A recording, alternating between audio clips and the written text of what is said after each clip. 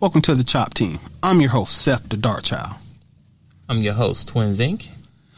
Our show is about two guys and any friends that happen to come over with a topic that we want to chop up. This is our barbershop style podcast. We discuss it all. If the fellas at the shop will go in on it, we will. Let's chop it up.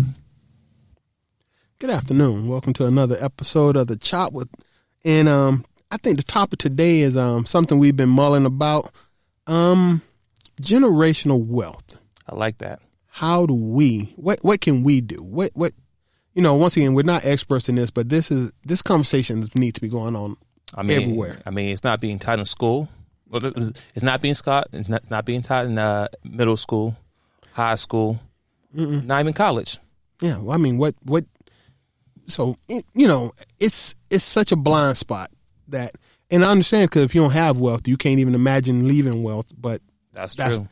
But we can't, black people are so far behind the wealth gap in this country. We really need to invest in our children's futures. Leaving a legacy. So at this point, we just had a couple ideas that we wanted to talk about that could contribute to actually starting to create this.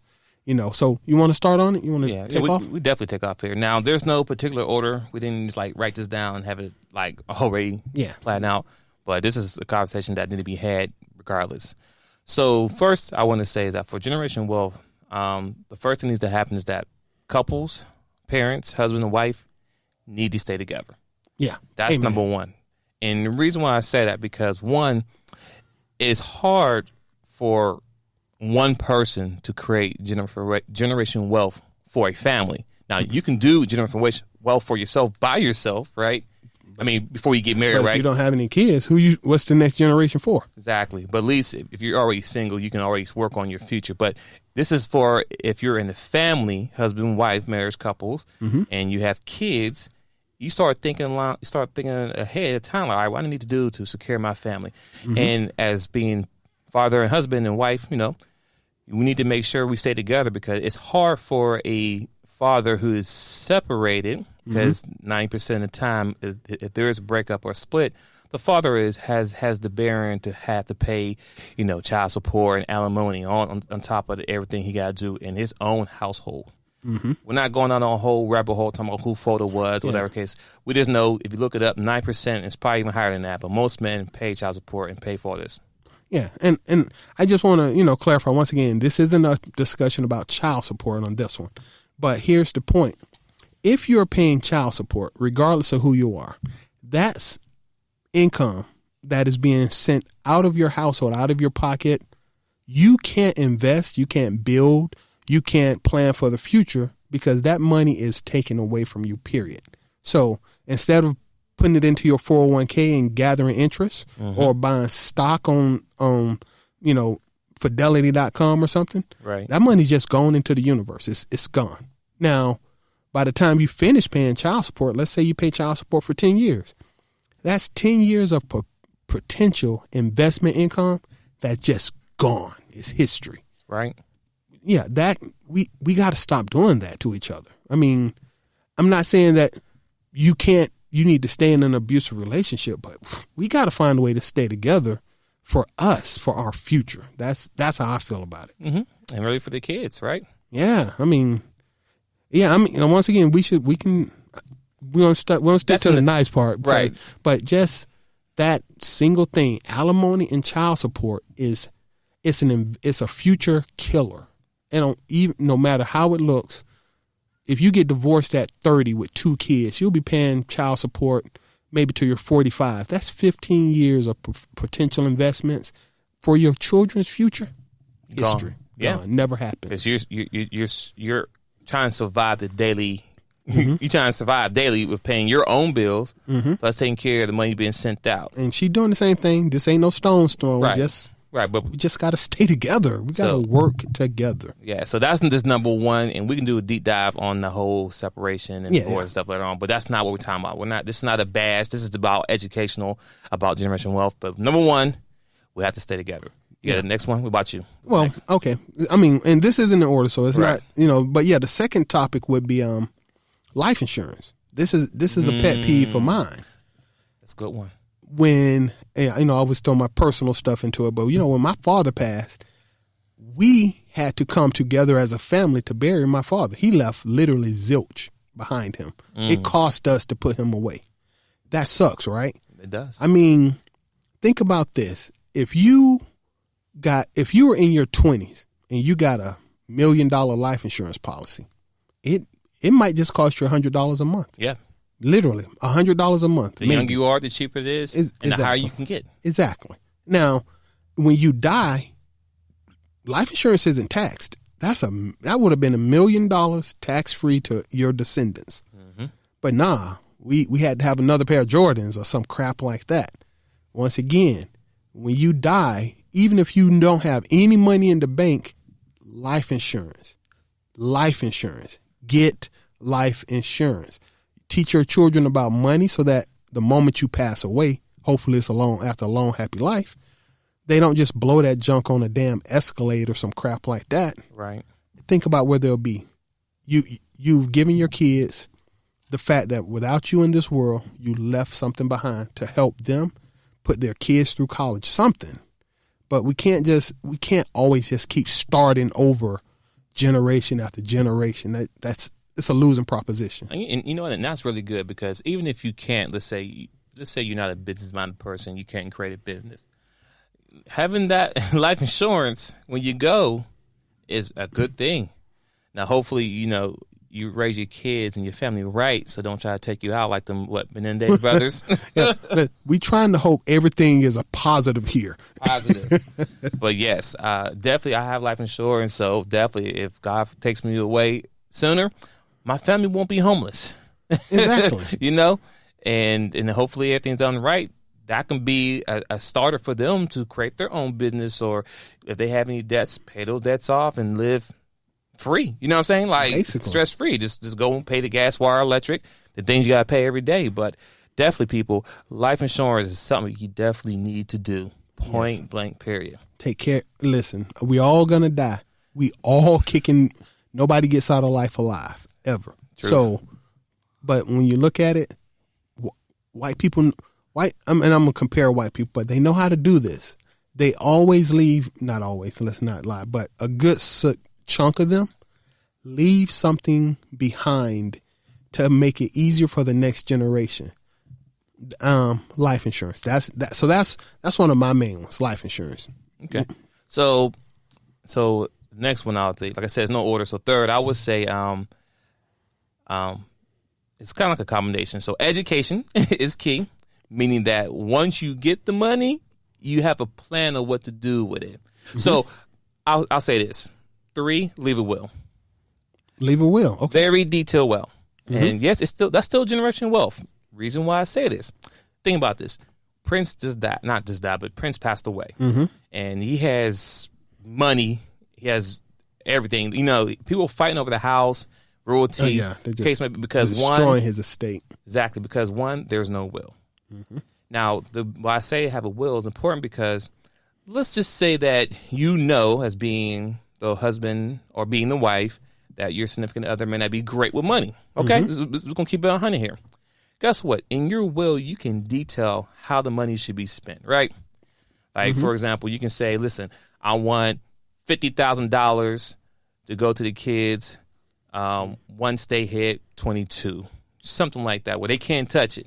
Now, of course, there'll still be money they'll get right away to survive. Mm-hmm. But it's the fact that they'll get this big lump sum at a certain part of their age. Or if you have a really big one, okay, they get 20,000 to 21, another 50. Yeah, when they get 30. Stuff like that. Yep. Right. Mm-hmm. So that all plays a role. But it's so key to have that because some people get the money.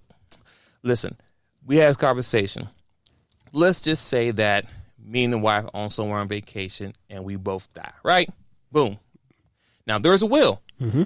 Now, we have to outline the will to say who's going to get the kids and all that because my biggest fear is the kids get separated. I don't want them to get separated. So that got to be very detailed and write the will out.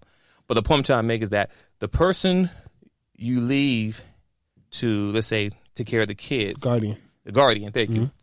Are they going to be financially minded to prepare to take care of the kids? Because at the end of the day, if mom and dad are both gone and the kids getting, $1 million insurance policy, the guardian has full resources to that. Full access. And they're going to, of course, take care of the kids. But most of the time, the kids don't really know what's money being left to them. Because honestly, you should never talk about this to your kids till they get to a certain age anyway. But I'm getting at that. If the person is getting the money, they'll take care of the kids and they'll blow the rest of the money. Yeah, I think, you know what, and honestly, I don't know what the age is, have no idea. Just want to add on to that, is there has to come quit treating your children as if they're ignorant. There has to come a point when you start having adult conversations about finances with your kids. Don't leave them ignorantly thinking that money grows on trees, because you can't really change somebody's outlook on life once they turn about 15 or 16. They're pretty much who they want to be.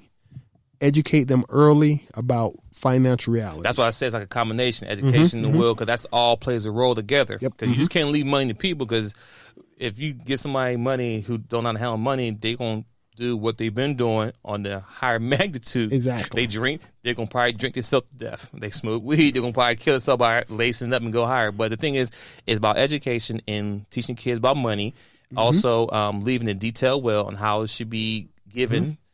You know, those things are very key. So that's something to think about as far as, I'll say, me three. But also, even add on what you just said. I had this conversation with my kids all the time about money. Yep, it can't be very detailed because they're still young. Yeah, but you can't not do it. It's so many of us that just don't bother. I mean, like, for example, because it is the time of the year, right, with Christmas, my kids know that there is no Santa Claus coming down the chimney. No, this is Dad and Mommy. We work hard every day. I want all the glory for the hard work I put in every day, Monday through Friday. So let's be clear. There is no guy coming through this chimney giving you presents. This is Mommy and Daddy. There was a meme on the internet, too. It was like the kids were like, Daddy, what are you going to get me for Christmas? So Daddy went around. He put a Christmas bow on the faucet, on the light bill, on the refrigerator, on the stove, because it's your Christmas gift here. Every day, Daddy gets you something. Yeah, and you know what? And that's also as part of having a conversation with the kids about everything, like money and finances. Like, don't be messed up, because you may not get everything you want on this particular day. But look around. Everything you get in here has been a blessing. It's been Christmas all year round. All year. I go to work 40 hours a week, every dang on week, because it's a job to live. I just want to make your life easier. But I can't help you if you ain't helping me, because I'm not going to be a walking ATM. Right. So, yeah. So, once again, like I said, education is very key, and then make sure you have a very detailed will. So that's what I got for like the third one. Okay. Well, I got another one. I haven't worked this all the way out, but still, I see this as a huge one. Black people, men and women, stop selling your property. Stop it. Facts. If you have land, if you own property, quit taking the cash payout so that you can, if you don't have a plan for that money, keep the dang on property in the family. All of this gentrification, I love this idea. You go to a major city like Atlanta, Chicago, whatever, the inner city that used to be our neighborhoods, your grandparents bought a shack, at this point. Right. They might have spent $30,000 on it. You find opportunities to sell it for $100,000, and all of a sudden you see a housing development go up where they're selling them for $600,000 units. You quit selling your property. If property is the most valuable thing in this country because it's land and you own it. A lot of us have taken those easy payouts, and now in the communities we used to live in, we can't even afford to visit the neighborhoods we used to live in. If you don't think owning property creates generational wealth, it does. There's nothing left to talk about. Especially if that's a good follow up that you had after the will, because that's something you should have in the will. Make sure the first thing you do is pay out the house. Yeah, pay off the house. Oh man! And if you have once again, this is me. If you have a plan, I need to sell grandmama's old house, because I want to open up a business. Okay, cool. It's an investment. But if you just want to sell it because you tired of dealing with the property taxes on it, you're an idiot. Trust me. Even if you don't see a benefit to it for a decade, it's land. It never actually goes anywhere. It's land. And on top of that too, at the end of the day, people will always need somewhere to live. Always. That's what we do. So even if you don't like where the house is at or whatever, rent it out. Rent it out. That's especially once it's paid off too, because that's all that money is. Yeah. Or if let's say a housing developer wants your property, they were like, "We'll just give you this money for the property." No, I want to be part of this deal. You know, how much is this property worth to you? It's worth 2% of the total value of the development. Fine, I want 2% for my property.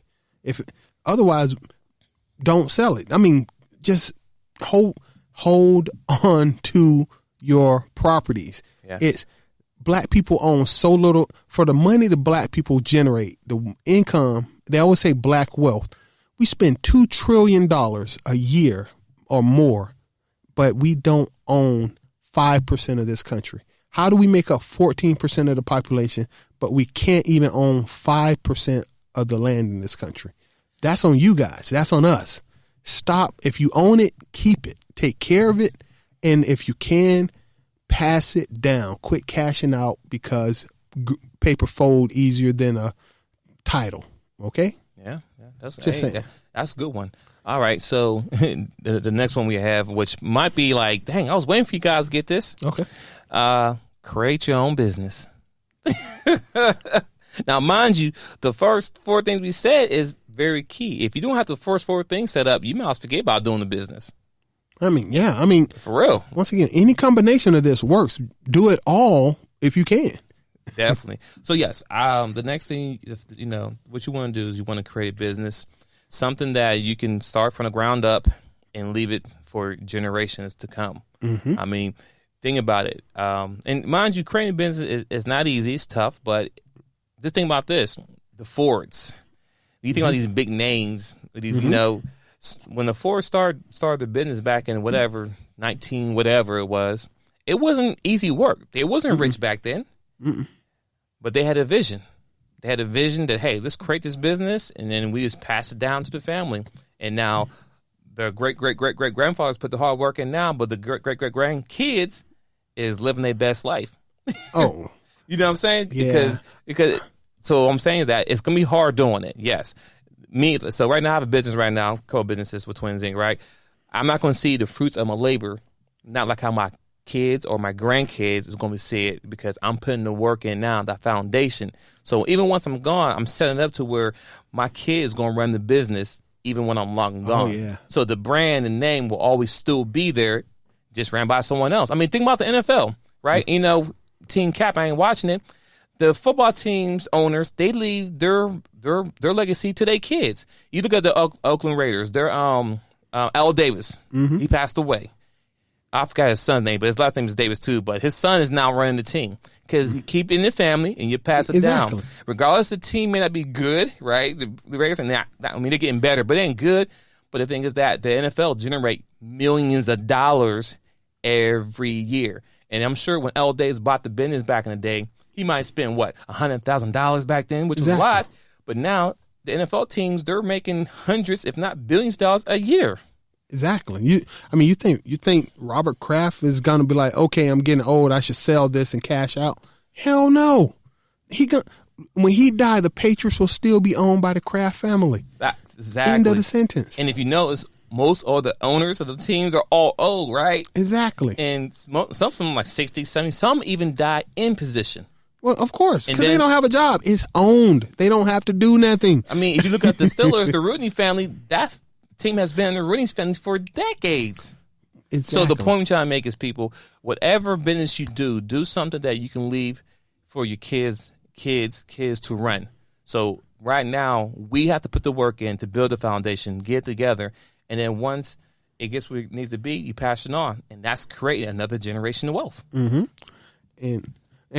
And I have I think I got one more. Uh-huh. This is about investment in education. So we already talked about education, but now it's like and when I say investment in education, I mean your children, Facts. honestly, because we've all seen these messed up movies and shows and all that where the father worked hard his entire life. It made my stomach sick to say this, but Donald Trump's father, whatever he passed on billions of dollars to Donald Trump. Educate your children on how to handle your business, because don't assume rich kid people. My son, I love my son to death, but he is a kid of privilege right now.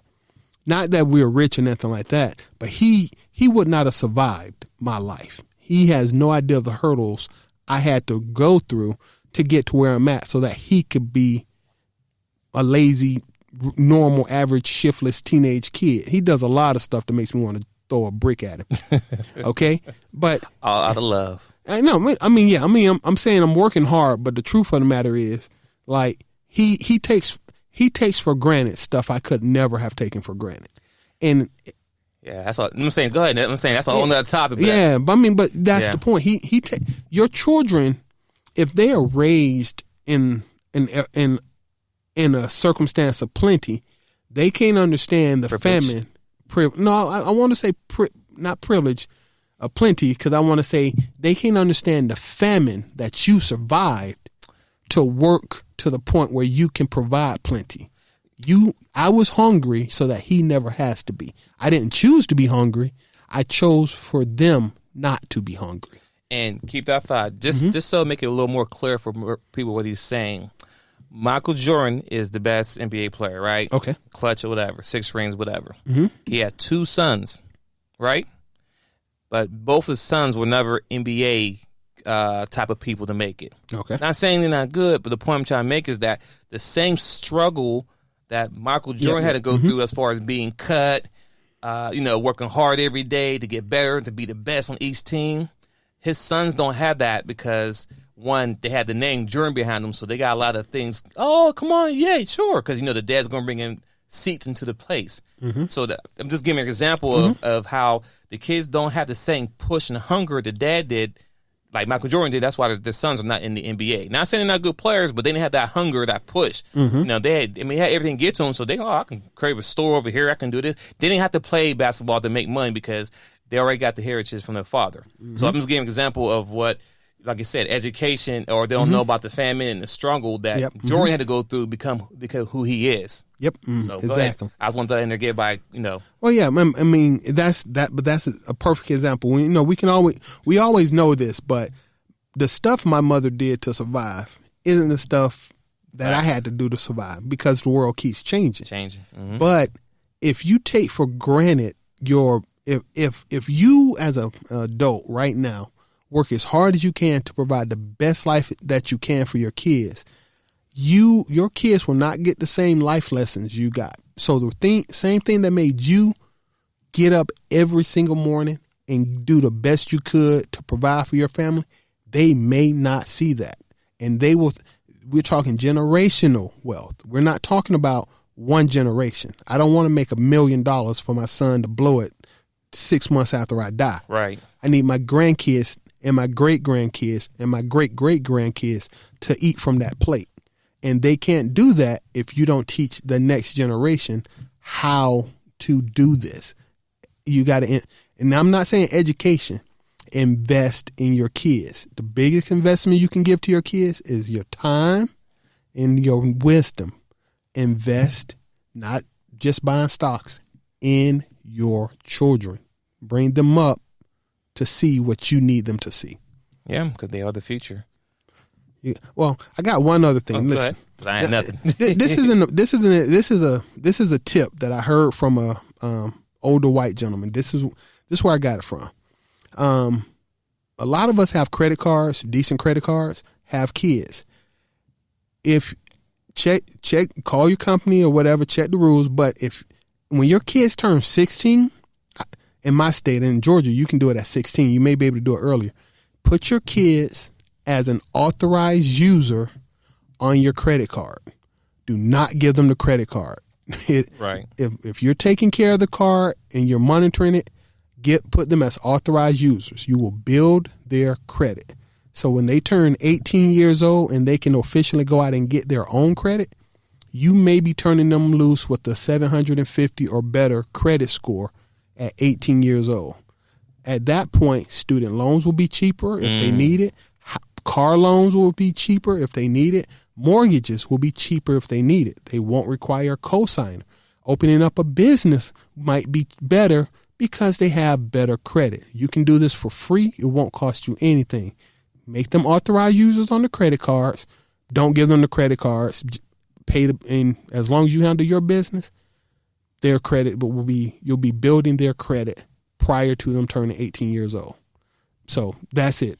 Give them a head start, because I'm serious. An older white gentleman told me this, and it was the most incredible piece of common sense I had never even knew existed. So just once again, we got to start looking out for our futures, because it's been 100 years since slavery. How are we still broke? Facts. We got to do this for ourselves. Well, people, that's what we have for today. I think that was a great topic on generation wealth and ways that you can start now. It's never too late to start. Doesn't matter. I mean, even if you're saving $5 a day, just start something where you can leave generation wealth and then plan to get a business and think about the future. So once again, we thank you for your time. Please like, comment, share. That's all I got. Peace. We out.